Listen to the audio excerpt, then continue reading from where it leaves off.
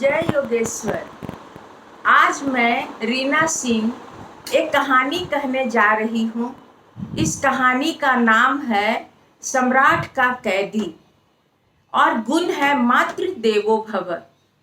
सिलोन के जेल में एक नौजवान बंदीवान था। वह हर रोज उत्साह के साथ जेल के खिड़कियों से अपनी मातृभूमि भारत की ओर ताकता रहता। उसे अगाध सागर के नीलवर्ण जल पर उड़ते पंछियों के अलावा कुछ नहीं दिखता था। फिर भी वह हर रोज अपनी मातृभूमि की दिशा की ओर निहारता रहता था। इससे उसे आनंद आता था। कभी कभी उसके आंखों में हर्ष के आंसू आ जाते थे। शरीर और मन रोमांचित हो उठता था और वह इसी प्रकार अपना दिन में ज्यादा से ज्यादा समय एकांत में बैठकर सोचने में लगा रहता था। एक दिन मौका पाकर चुपके से वह जेल से भाग गया। समुद्र की गहरी खाई में जाकर छिप गया। दिन भर लोग पकड़े जाने के डर से वह छिप कर बैठा रहता और रात को बाहर निकल कर पेड़ की डालियां काटता था। कटी हुई डालियों से वह एक छोटा सा नौका तैयार किया। उस नौका में बैठकर वह अपनी मातृभूमि वापस लौटना चाहता था और सचमुच एक दिन उस नौका को उसने समुद्र में डाल दिया और उसमें बैठकर मातृभूमि की दिशा की ओर बढ़ने लगा। लेकिन थोड़ी ही दूर में सिलोन की दरिया की जल सेना ने उसे घेर लिया और उसे बंदीवान बना दिया और नौका सहित उसे जेल में डाल दिया। पेड़ के डालियों से बनी नौका पर भारत लौटने की उसका इरादा से पहरेदार भी हंसने लगे। जेलर को जब इस बात का पता चला तो उसे इस युवक के साहस पर आश्चर्य हुआ और उसने उस युवक को अपने पास लाने का आज्ञा दी। सिपाही नौजवान को लेकर कर जेलर के पास गया। जेलर ने उसे ऊपर से नीचे तक निहारा। उसके बाद बोला, नौजवान, तुम जानते हो कि तुम कौन हो? उसने कहा, हाँ सर, मैं जानता हूँ कि मैं आपका कैदी हूँ। तुम भागकर कहाँ जाना चाहते थे? उसने कहा, स्वदेश। लेकिन दरिया के तूफान के एक ही झोंका तुम्हें और नौका के साथ जलमग्न कर देती, जान से हाथ धो बैठते।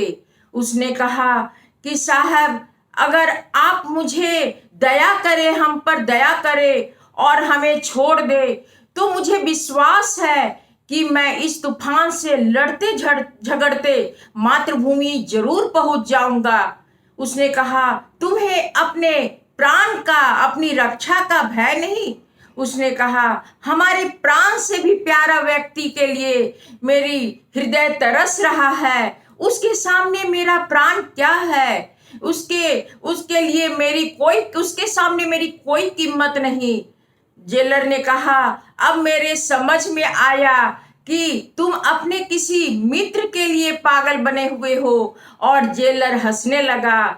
यह सुनकर इवान थोड़ा गंभीर हो गया, उदास हो गया और उसने अपने आंखों से बरबस बहती हुई आंसू को पोंछने लगा। इवान को रोते हुए देखकर जेलर ने शांति से कहा कि तुम मुझसे कुछ भी संकोच मत करो और निसंकोच होकर अपनी बात कहो। उसने कहा, साहब, मेरी एक बूढ़ी माँ है जिसके सेवा के लिए मेरे सिवा कोई नहीं है। उस बिचारी का मैं ही एक सहारा हूँ। ऐसा कहते कहते युवक का गला रुध गया और स्वर गदगद हो गया और वह निसहाय होकर बैठ गया।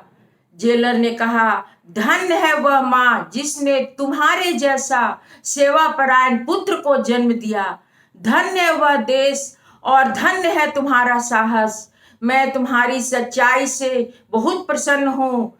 तुमको निसंकोच कहो, तुम्हें क्या चाहिए? उसने कहा, मातृ दर्शन। उसने कहा, जेलर ने कहा कि वह तो मैं उसकी तो मैं अभी व्यवस्था किए देता हूँ, और बताओ इसके अलावा तुम्हें क्या चाहिए। उसने कहा कुछ भी नहीं। जेलर ने कहा तुम्हें संतोष और साहस दोनों का प्रसाद मिल गया है, इसलिए तुम्हें किसी चीज की भूख नहीं है। इसके बाद युवक ने कहा कि साहब, आप जैसे महान हृदय के उदार विचार वालों का मैं हमेशा ऋणी रहूंगा। ये जेलर ने कहा युवान, तुम्हारी मातृभक्ति से मुझे ईर्ष्या हो रही है। उसने युवक ने कहा कि यह तो मेरा अहोभाग्य है। जेलर ने कहा कि मैं एक तुम्हारे लिए एक कल ही एक जहाज तैयार कर देता हूँ। उस जहाज पर शांति और मैत्री के प्रतीक समान एक ध्वज लहराता रहेगा, जिसके कारण तुम को रास्ते में किसी देश की जल सेना सताएगी नहीं और तुम्हारे मार्ग में बाधा नहीं डालेगी। यह सुनकर युवक ने कहा कि सर, आप तो महान हैं, आप तो हृदय सम्राट है, विश्व सम्राट हैं। जेलर ने कहा और तुम क्या पुत्र सम्राट नहीं हो क्या? तुम्हारी माँ साक्षात मातृ सम्राज्ञी है। लो, हमारे तरफ से यह सोने के भरे हुए थैली उसे उपहार के रूप में देना। युवक ने कहा कि मैं आपकी गुणवत्ता का, आपकी गुणग्राहता का हमेशा भक्त बनकर रहूंगा। और तब जेलर ने उसके पीठ थपथपाई, मात्र भक्त को शाबाशी दी। उस युवक का कृतज्ञता से सर झुक गया और उसके आंखों में आंसू थे। यदि यह कहानी अच्छी लगी हो तो लाइक और सब्सक्राइब अवश्य कीजिएगा, ताकि आगे भी ऐसी कहानियां सुनने को मिलती रहे। धन्यवाद।